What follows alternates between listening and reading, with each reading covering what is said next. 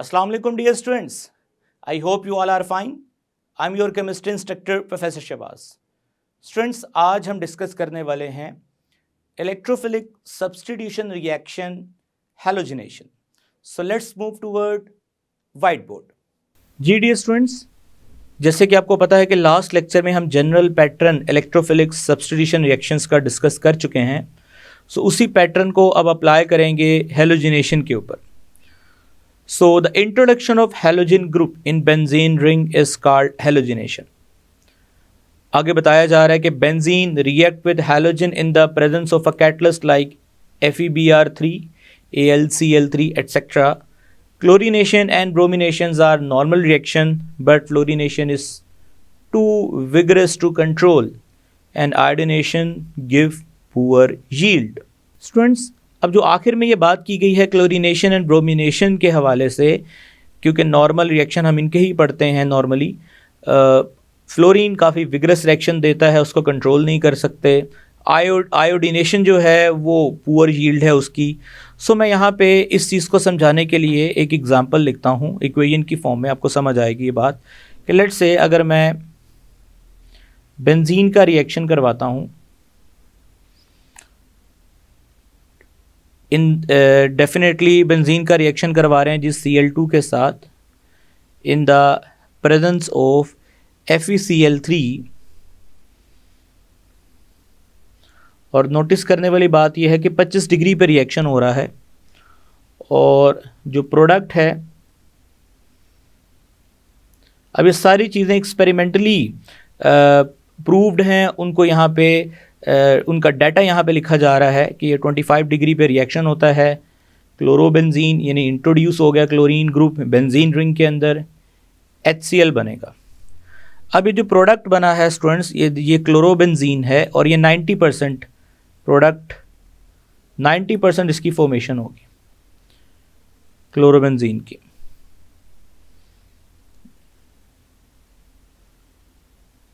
जी students, अब हम चलते हैं नेक्स्ट रिएक्शन की तरफ, जिसमें हम बेंजीन का रिएक्शन करवाने वाले हैं ब्रोमीन के साथ.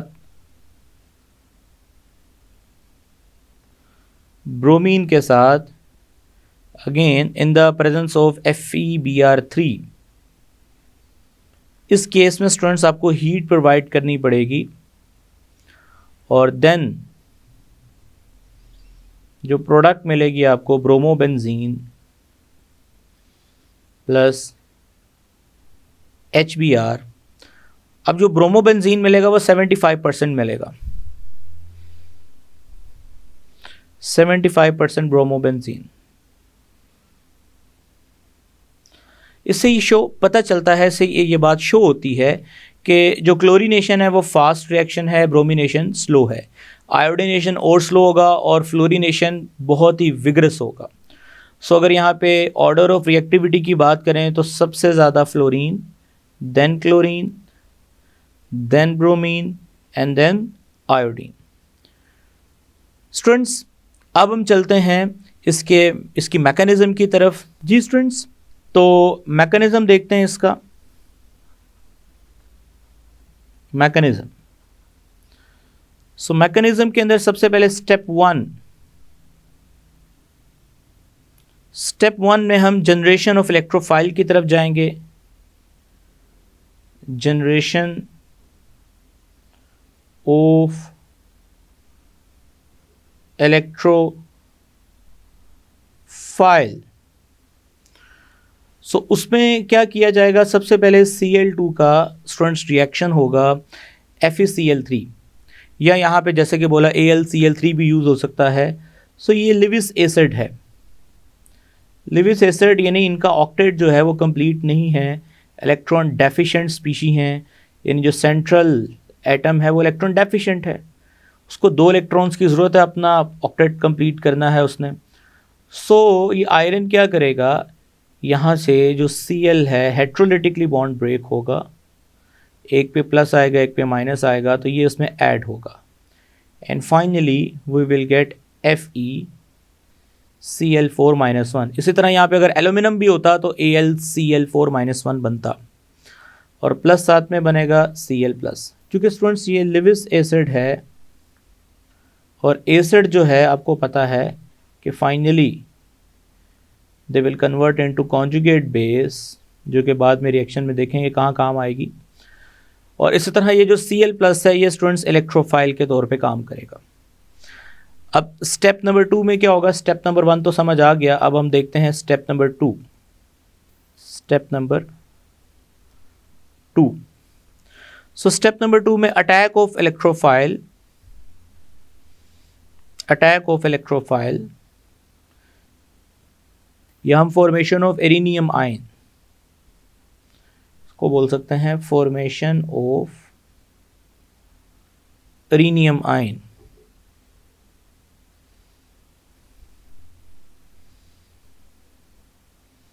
एरिनियम आयन स्टूडेंट इसमें होगा क्या? अगेन बेंजीन रिंग मैं बनाता हूं यहां पे। Cl प्लस जो कि इलेक्ट्रोफाइल है, कन्वेंशन के मुताबिक न्यूक्लियोफाइल टू इलेक्ट्रोफाइल हमें एरो शो करना होता है और हेड हमने इलेक्ट्रोफाइल की तरफ बनाना होता है। तो ये इलेक्ट्रोफाइल डीलोकलाइज्ड इलेक्ट्रॉन्स को बाहर अट्रैक्ट करेगा अपनी तरफ और फाइनली जैसे ही इलेक्ट्रॉन्स बाहर आएंगे इस जगह पे क्या चार्ज आएगा? पॉजिटिव, और हम इसको बोलेंगे ये एरिनियम आयन है। एरिनियम आयन है। इस तरह स्टूडेंट्स यहाँ पे लगा हुआ है H जो कि निकलेगा यहाँ से और ये बॉन्ड अंदर को शिफ्ट होगा इस तरह से। सो फाइनली जैसे ही स्टूडेंट्स ये बॉन्ड अंदर शिफ्ट होगा दोबारा से रेजोनेंस स्टार्ट हो जाएगी, यानी डीलोकलाइजेशन का प्रोसेस स्टार्ट हो जाएगा यहाँ पे और निकलने वाला H प्लस। स्टूडेंट अब हम इस स्टेप को अलग नाम देंगे, डीप्रोटीनेशन। स्टेप नंबर 3, एक्चुअली यहाँ पे जो मैंने शो किया है वो स्टेप नंबर 3 है। स्टेप नंबर 3, स्टेप नंबर 3 को हम क्या नाम देंगे स्टूडेंट्स? डी प्रोटीनेशन। अब डी प्रोटीनेशन में क्या होगा? जैसे कि मैंने आपको बताया कि यहाँ से H प्लस निकलेगा, ऊपर ही इस चीज़ को मैं दोबारा रिपीट कर रहा हूँ, अलग हाइडिंग बना के यहाँ पे Cl लगा हुआ है। निकलने वाला स्टूडेंट्स जो H प्लस है वो कहाँ जाएगा? H प्लस जो है वो FeCl4 माइनस यहाँ से वो एक्सेप्ट करेगा ClH यानी HCl बनेगा और वापस FeCl3 जो कि एक्ट करेगा एज अ कैटलिस्ट और रिएक्शन को फर्दर आगे प्रोसीड करवाएगा। So we can say that कि डीप्रोटीनेशन वाले स्टेप में क्लोरोबेंजीन तो मिलेगा लेकिन साथ में H प्लस मिलेगा। आई होप स्टूडेंट्स ये तीनों स्टेप्स आपको समझ आ गए। First step generation of electrophile, second step attack of electrophile and third step deprotonation. Okay students, अब मैं मज़ीद कुछ इंपॉर्टेंट बातें आपके साथ शेयर करना चाहता हूँ। डी स्टूडेंट्स, ये जो रिएक्शंस आपने डिस्कस किए हैं इसमें बेंजीन रिंग इन्वॉल्व है। अब यहाँ पे मैं आपसे कुछ मज़ीद चीज़ें शेयर करना चाहता हूँ ताकि आपका कॉन्सेप्ट मज़ीद क्लियर हो। डी स्टूडेंट्स, फॉर एग्ज़ाम्पल हमारे पास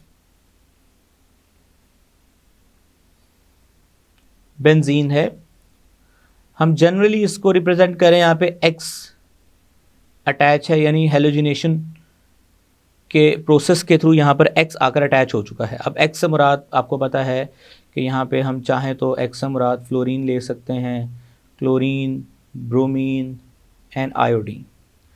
अगर आपको इंटरेस्ट पे ये क्वेश्चन इस तरह से आ सकता है कि रिंग पे मौजूद जो X है उसमें समझ लें पहले नंबर पे फ्लोरीन अगर आता है, ठीक है, फिर देन हमारे पास क्लोरीन है, फिर देन हमारे पास ब्रोमीन है,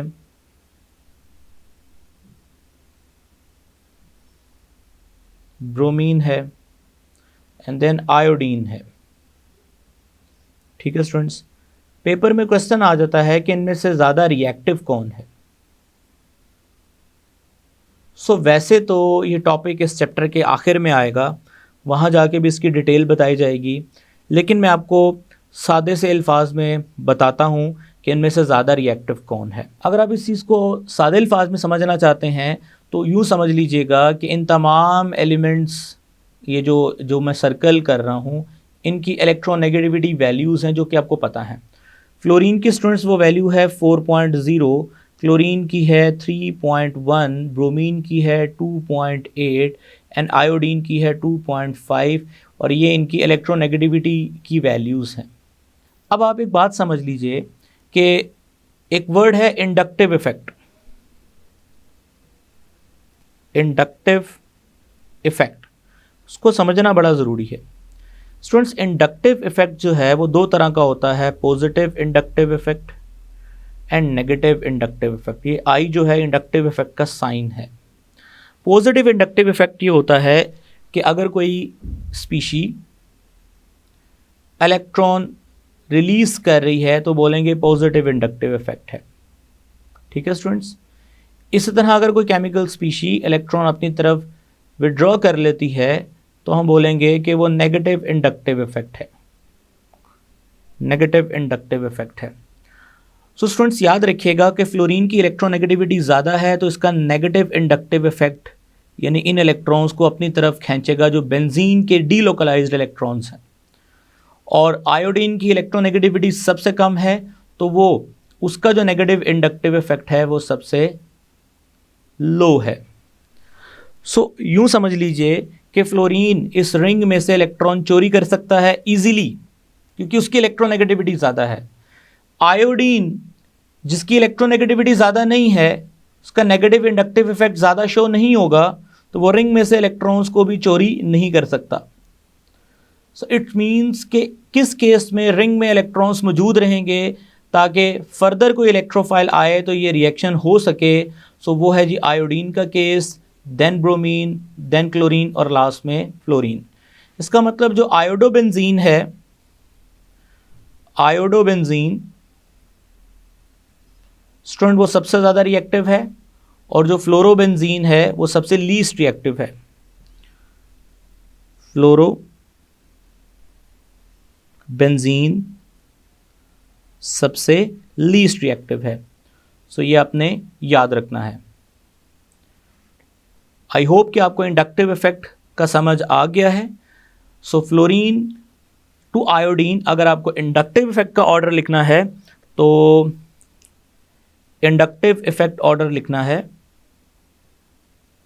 तो जो कि आप अपनी टेक्स्ट बुक में नोट भी कर सकते हैं। Order in halogens. तो स्टूडेंट्स वो है जी, फ्लोरीन का इंडक्टिव इफेक्ट सबसे ज़्यादा है, chlorine, then bromine, then iodine, और ये डायरेक्टली प्रोपोर्शनल होता है स्टूडेंट किसके साथ? इलेक्ट्रोनेगेटिविटी के साथ। ये एंट्रेंस टेस्ट में आपसे पूछा जा सकता है, इसलिए मैंने आपको ये सारी बातें एक्सप्लेन की। स्टूडेंट्स अब मैं मूव कर रहा हूँ नेक्स्ट पॉइंट की तरफ, साइड चेन हैलोजिनेशन। जी स्टूडेंट्स, साइड चेन सब्स्टिट्यूशन से क्या मुराद है? लेट्स से अगर बेंजीन रिंग पे पहले से ही कोई साइड चेन मौजूद है, फॉर एग्जाम्पल CH3। अगर आप यहाँ पे रिएक्शन करवाते हैं स्टूडेंट्स क्लोरीन का इन the presence of sunlight, in the presence of sunlight, यहाँ पे फिर फ्री रेडिकल मैकेनिज्म फॉलो होगी और फ्री रेडिकल मैकेनिज्म के थ्रू यहाँ पे क्लोरीन की होमोलिटिकली बॉन्ड यहाँ पे ब्रेक होगा, रेडिकल्स बनेंगे और रेडिकल्स जो हैं वो बेंजीन रिंग की तरफ नहीं अट्रैक्ट होंगे बल्कि साइड चेन की तरफ अट्रैक्ट होंगे। ठीक है स्टूडेंट्स, और साइड चेन के साथ सक्सेसिव रिप्लेसमेंट होगी हाइड्रोजन और Cl एटम्स की। फॉर एग्जांपल हमारा जो फर्स्ट रिएक्शन है उसमें जो प्रोडक्ट बनने वाली है उसमें रिंग इन्वॉल्व नहीं है। अब क्योंकि रिंग तब इन्वॉल्व होगी जब इलेक्ट्रोफाइल आएगा, तो ये तो रेडिकल है, तो ये बनेगा CH2Cl plus HCl. So now this is benzyl chloride. Benzyl chloride. ठीक है स्टूडेंट्स, इसी तरह से फर्दर रिएक्शन आगे बढ़ाते हैं. बेंजीन CH2Cl, दोबारा से ये रिएक्ट करेगा Cl2 के साथ in the presence of sunlight. Again free radical mechanism यहाँ पे फॉलो होगी, जो कि आप चैप्टर 8 में डिटेल से पढ़ के आए हैं. And you will get CHCl2 plus HCl. Students, benzyl chloride, मैंने चैप्टर के स्टार्ट में आपको बेंजाइल, बेंजल और नेक्स्ट बेंजो ऑलरेडी बता दिया है. So now this is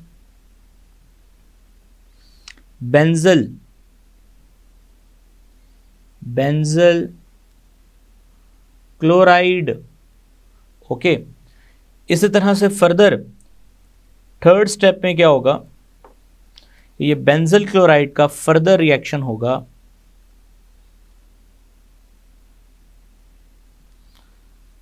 CHCl2 का फर्दर रिएक्शन होगा स्टूडेंट्स Cl2 के साथ, again in the presence of sunlight.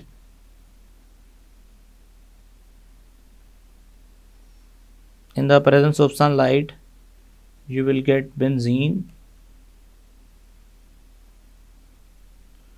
and CCl3 plus HCl. Now this is benzo trichloride. Benzo trichloride. तो अब यहाँ पे देखने वाली बात यह है कि अगर आप 3 मोल क्लोरीन मॉलिक्यूल यूज़ करते हैं, सो आपको फाइनल प्रोडक्ट जो मिलेगी वो मिलेगी बेंजो ट्राइक्लोराइड. ठीक है, और अगर आप 1 मोल क्लोरीन यूज़ करते हैं तो फिर बेंजल क्लोराइड मिलेगा, बेंजाइल क्लोराइड मिलेगा, और 2 मोल क्लोरीन यूज़ करते हैं तो फिर बेंजल क्लोराइड मिलेगा. स्टूडेंट्स, यहाँ पे एक एंटी टेस्ट में क्वेश्चन आता है, वो मैं आपसे पूछना चाहता हूँ. सो लेट्स से आपके पास यहाँ पे एक मॉलिक्यूल है बेंजीन का और उसके ऊपर ग्रुप लगा हुआ है CH2CH3 साइड चेन, और आप यहाँ पे इसकी क्लोरीनेशन करवाते हैं again in the presence of sunlight. So मुझे ये बताएं कि जब ये रेडिकल बनेगा Cl dot and Cl dot, अब ये रेडिकल जो है ये इस जगह पर अटैक करना प्रेफर करेगा या इस जगह पर अटैक करना प्रेफर करेगा? जी स्टूडेंट्स, लेट्स से अगर मैं बात करता हूं इस कार्बन की जो कि बेंजिलिक कार्बन है. बेंजिलिक कार्बन वो होता है ऐसा कार्बन जो डायरेक्टली बेंजीन रिंग से अटैच हो, उसे बेंजिलिक कार्बन कहते हैं. अब बेंजिलिक कार्बन से अगर H निकलता है तो यानी CH डॉट CH3 डॉट है, तभी तो यानी HCl और जो बाकी दूसरा रेडिकल है वो यहाँ पर आकर लगेगा एंड यू विल गेट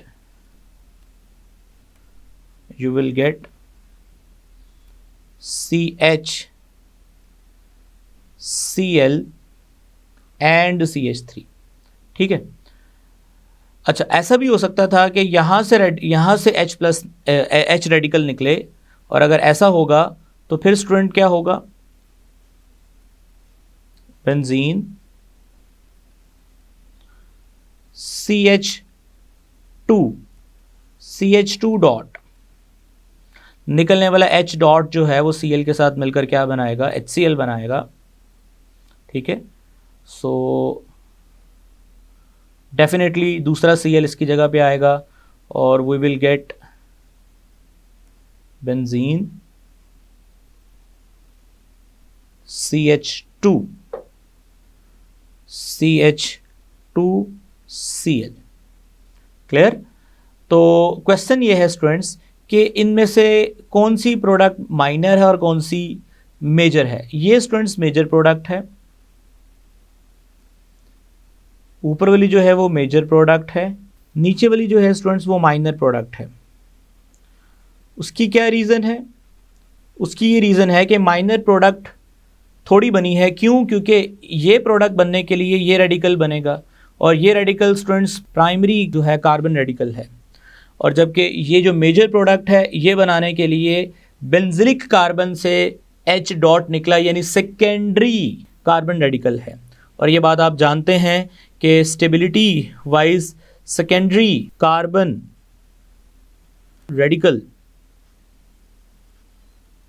ये ज़्यादा स्टेबल होता है as compare to primary carbon radical के।